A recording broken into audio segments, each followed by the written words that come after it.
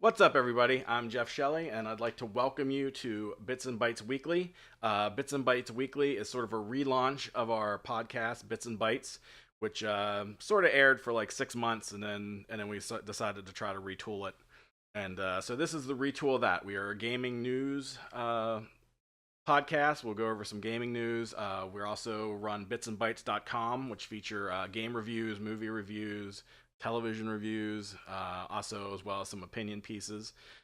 We also have our own Twitch TV, which if you're lucky enough to be watching us on, we'll be live casting these on Twitch TV/Bits and Bytes. Also, if you miss out on anything and you want to come and check out some videos, we have the Twitch TV, not Twitch TV, we have YouTube Bits and Bytes on that as well. So we're going to start out with a little bit of news here. We have some Overwatch news. For those of you who want Overwatch League skins and don't want to fork over the dough, Blizzard is partnering with Twitch to add a new way for you to earn the skins. Now, for each match you watch to the map finish, you will receive 1 token towards buying a new skin. I know, that does not sound all that impressive. 1 token really isn't enough to get you excited, but there is a chance to earn 100 tokens by watching all the way to the end of the final match, which will earn you a chance. It's not going to earn you 100 tokens. It earns you a chance to earn 100 tokens, which is enough to purchase a skin. For the time being, the program will be available for PC, PS4, and Xbox One in the United States, United Kingdom, Canada, Argentina, Chile, Denmark, France, Germany, New Zealand, Norway, Saudi Arabia, South Korea, Spain, Sweden, Switzerland, and Taiwan. Now, to qualify for this, you also need to connect your Battle.net account with Twitch, MLG.com, and OverwatchLeague.com, all of which allow you to watch live matches. And now, also on top of this announcement, Twitch has announced cheering support now for the Overwatch League. So if you have a team you really like and they got some good plays, you can go ahead and feel free to cheer them. Also in the news, a long-rumored remaster or re-release. It seems like they're doing some work to it. It is going to be for Burnout Paradise. The popular racing game is coming out with all 150 cars, all 8 expansions, as well as it'll play in 4K at 60 frames per second on your Xbox One X or PlayStation 4 Pro. The remaster will be coming out at a price of $40 on March 13th. So get your fix then for Burnout Paradise. Also in the news, the new popular fighting game Dragon Ball FighterZ has announced its first 2 new DLC characters, with legendary Super Saiyan Broly and Goku's father Bardock being added to the roster. The DLC hasn't been given a release date or individual pricing for the characters, but the characters will be available for those who have purchased the Season Pass. They always get you on the Season Pass. You always need to buy it, because then they have extra goodies for you. So NPD has released its sales chart for video game sales for the month of January. Here's a look at the top 10 across all consoles. We have Monster Hunter World, Dragon Ball FighterZ, why am I doing this voice? Call of Duty, World War II, PUBG, GTA 5. Man, GTA 5 just hangs around forever. It's like never going away. I swear it's been on there for at least the past 6 years. Like it's been GTA 5 up there. We have NBA 2K18, Super Mario Odyssey, Breath of the Wild, Mario Kart 8, and Madden NFL 18. Very impressive to see Super Mario Odyssey, Breath of the Wild, and Mario Kart 8 still up in the top 10 across all consoles, being that they are Nintendo exclusives. So that is really, really cool. Another big thing that was going on this week in the world of video games is that we had the DICE conference. Now, DICE is a gathering of some of the top creators and collaborators in the game industry. And so this Thursday, they had their award show. So here's some of the highlights from that.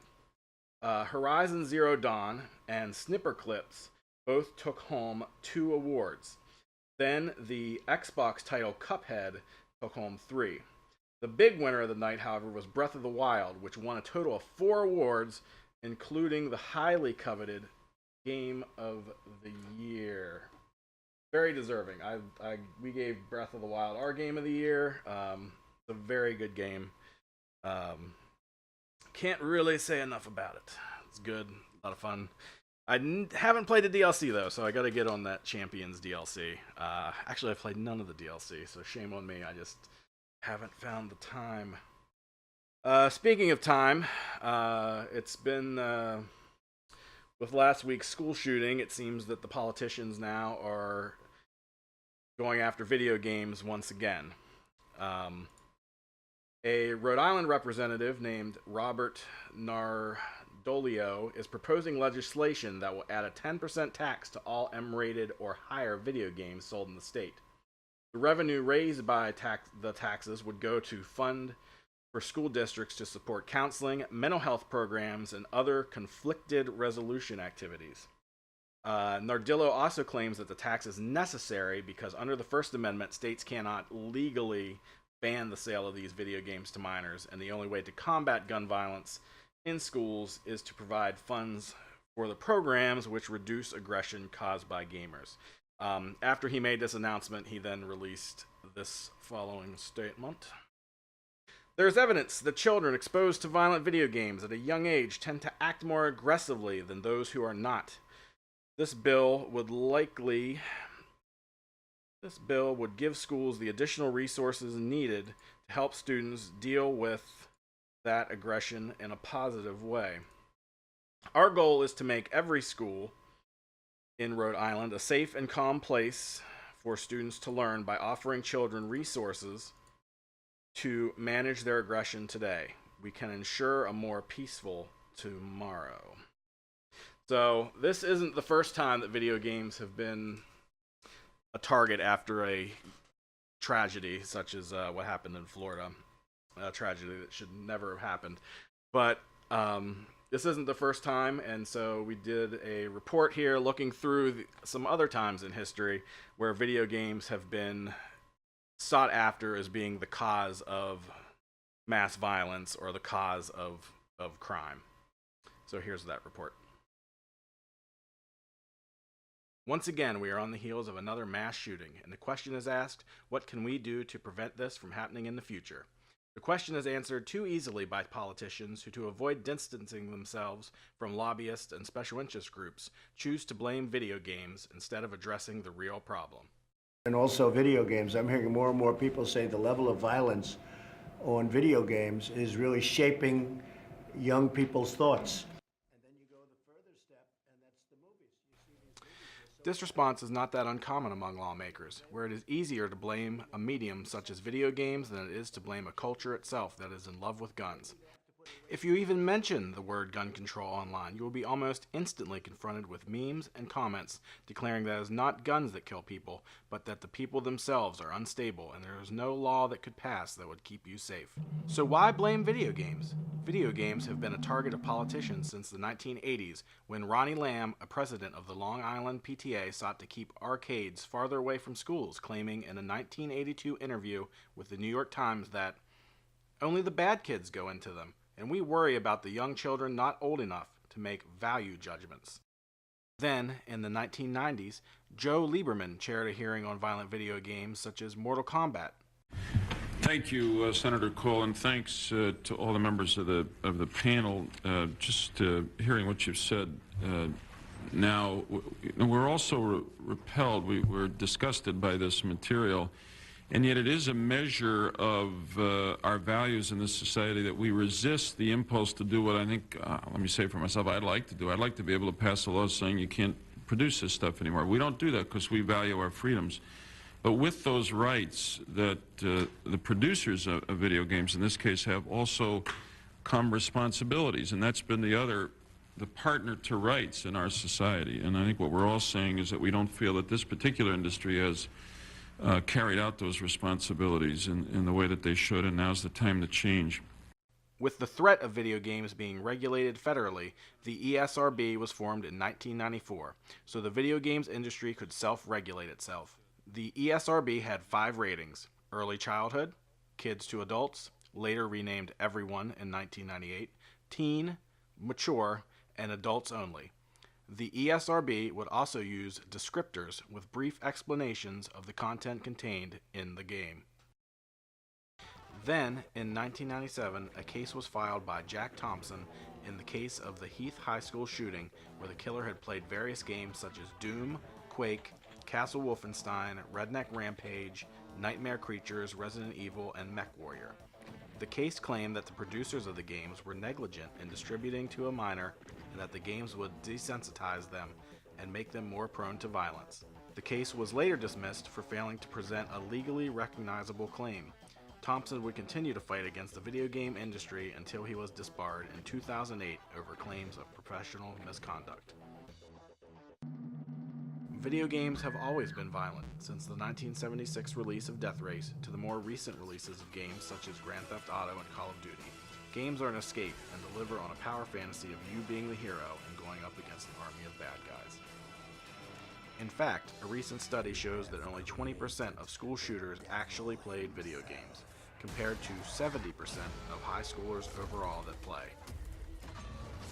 As a matter of fact, Patrick Markey, a psychologist and researcher at Villanova, in a recent article of USA Today says that school shooters tend to do things not typical of their peers, and that by now it is a typical teenage behavior to play violent video games.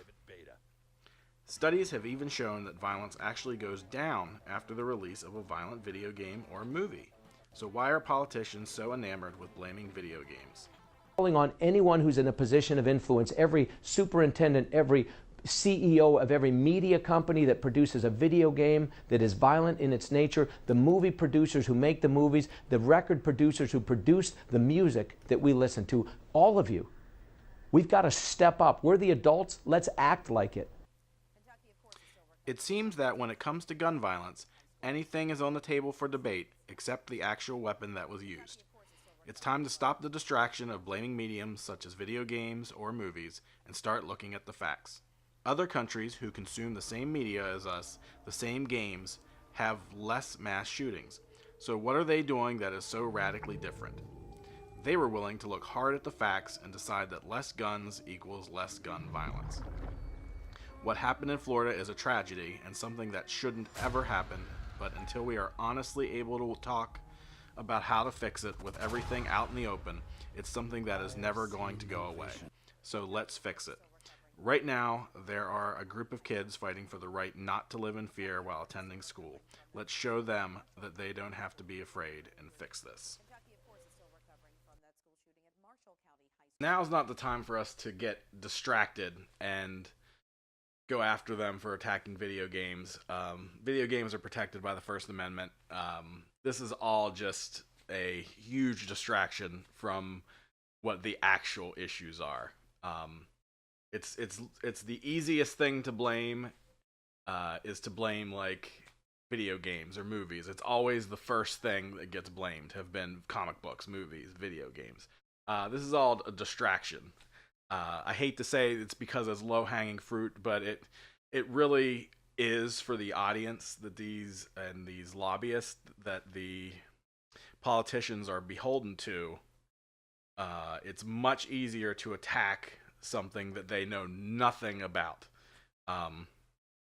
All these politicians, all they know about is whatever story they hear about, like a Grand Theft Auto or, you know, a Call of Duty. All they know is like, oh, you shoot people, it's bad. They don't know anything about like a Journey or a Flower or, you know, any sort of artistic sense to gaming. And since they don't understand it, it's just easy for them to attack it. But now's really not the time to get distracted. We need to keep putting pressure on them to actually get gun control laws on the books, or just to have a real conversation about gun control. So often we have these incidents and these horrible mass shootings, and the first thing to blame is usually things that they know nothing about, like video games and movies. And it's way too late for us not to have a conversation, like a real conversation about what the problem actually is and what is actually causing all of this.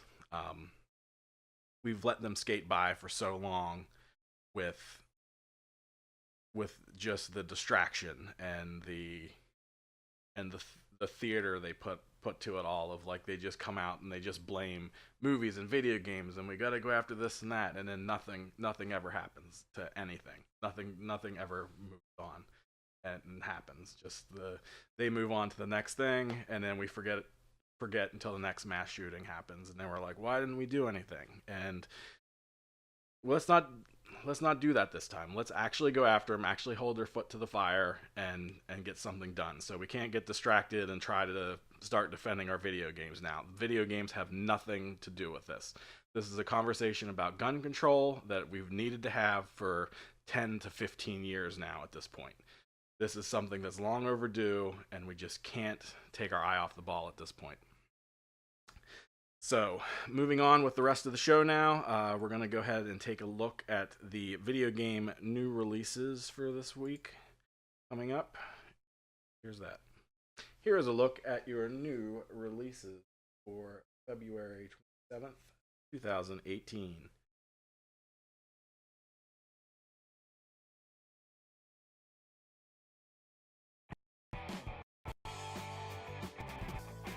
Immortal Redneck hits PC, PS4, Xbox One X, February 27th.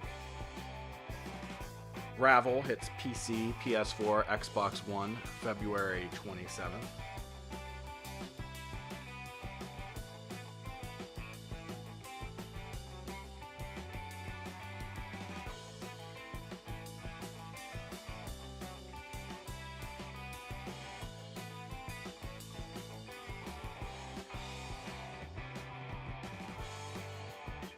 Shiny comes to PC, PS4, and Xbox One on February 27th.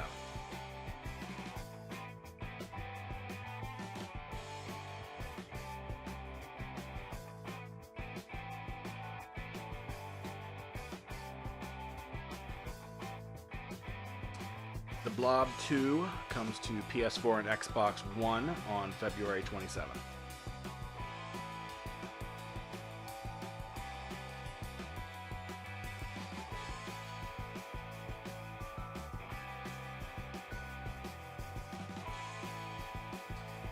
Payday 2 comes to the Nintendo Switch on February 27th.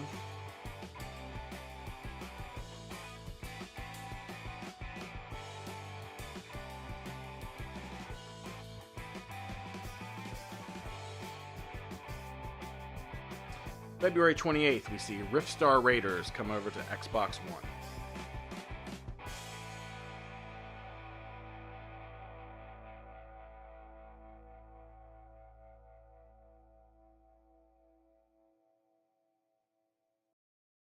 And that was it for the new releases coming for this week. If I had to pick one, I probably would go with Gravel. I played Gravel at a preview event in New York. Really enjoyed it. Had some really good mechanics to it. I'm not overly like a racing fanatic by any sense of the word, but I do enjoy a good racing game every now and then, and that one looked like a lot of fun. So pretty much that's going to do it here for our first show. Hope you enjoy it. If you're watching us on YouTube, thanks for checking us out. And if you like us, please subscribe. Again, if you're watching us on Twitch, please hit that follow button. I really would appreciate that. And you can catch an audio version of this podcast, which should be going up tomorrow on iTunes and Stitcher.